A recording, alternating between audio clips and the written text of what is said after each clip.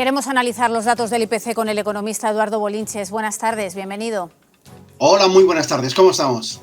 ¿Cómo debemos interpretar el dato del IPC? ¿Es tan positivo como afirman desde el gobierno o hay letra pequeña?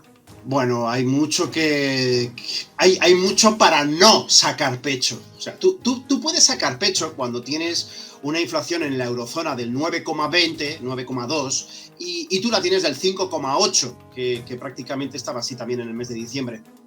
Pero cuando ahora, índice avanzado de enero, pendiente de confirmación, pero sin duda se va a mover muy poco, si es que se mueve. Resulta que la subyacente, que la eurozona, la tiene en el 5,2 en diciembre y nosotros se nos dispara brutalmente al 7,5 en enero preliminar. Poco pecho hay que sacar. Por lo tanto, es un dato desastroso que no pone ni más ni menos que de relieve que la inflación ha venido para quedarse y que se está filtrando la economía, más allá de los alimentos frescos y de los precios energéticos, que obviamente aún así se han compensado porque podría haber sido mucho peor.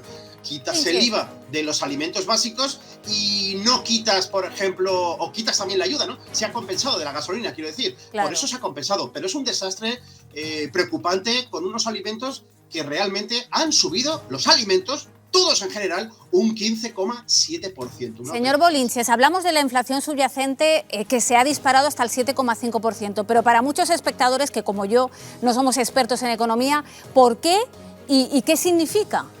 ¿Por qué ha ocurrido esto y qué significa? ¿Y por qué?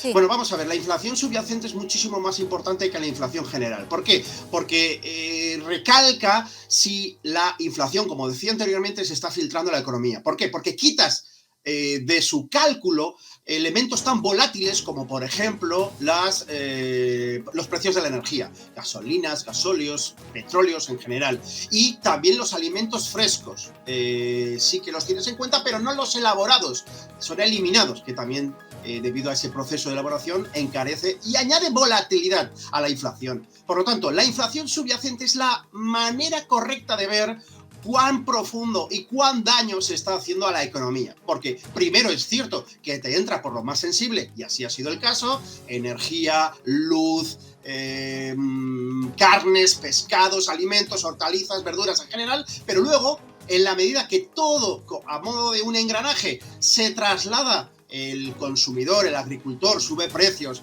el supermercado le está costando más el kilo de patata, lo vende más caro,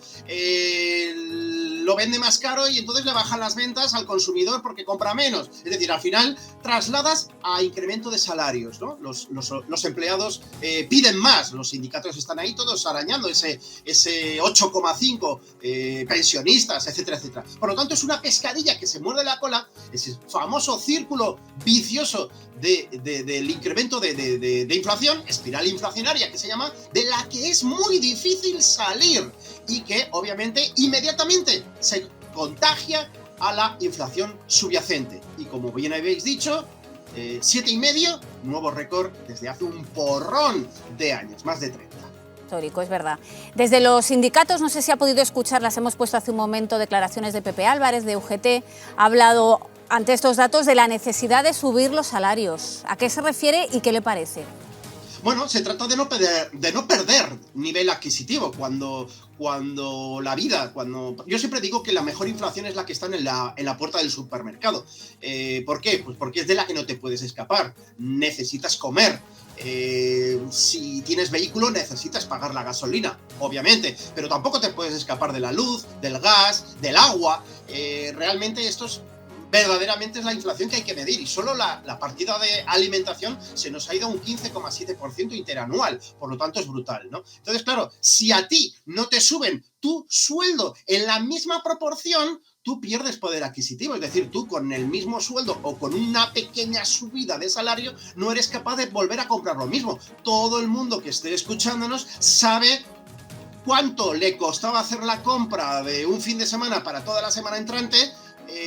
Hace medio año, no digo un año ni mucho menos, hace tan solo medio año, y cuánto le cuesta ahora. Es decir, ya no bajas bueno, depende del número de miembros, como es obvio, pero cada uno tiene su propia experiencia en su caso personal. Eso es pérdida de poder adquisitivo. Eso es lo que hay que evitar. Obviamente los sindicatos van a luchar porque no sea así. Claro, no sé si es posible tener algún tipo de medidas ahora mismo, en este momento, aplicar algún tipo de medidas que ayudarán a mejorar las cosas, medidas efectivas a corto plazo? Bueno, a ver, las medidas más efectivas es un pacto de rentas. Ya se hizo en la década de los 70, en la medida que todos se aprietan los cinturones, pero cuando digo todos, somos todos, es decir, desde el empresario, gran superficie de alimentación, resto de empresas industriales, etcétera, etcétera, y por supuesto los empleados, los asalariados, no exigiendo el mantenimiento del poder adquisitivo, es decir, que todos subamos un poquito, pero no todos para contentar el mantenimiento del poder de riqueza, ¿no? De poder de compra respecto al año pasado.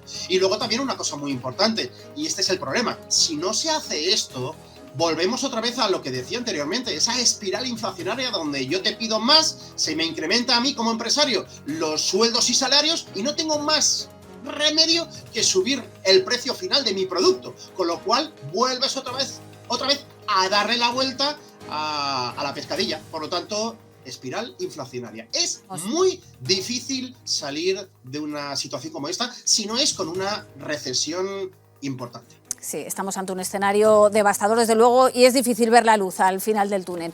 Señor Bolinches, muchísimas gracias por ayudarnos a entender un poquito mejor estos datos económicos. Un saludo. Gracias a vosotros, un saludo.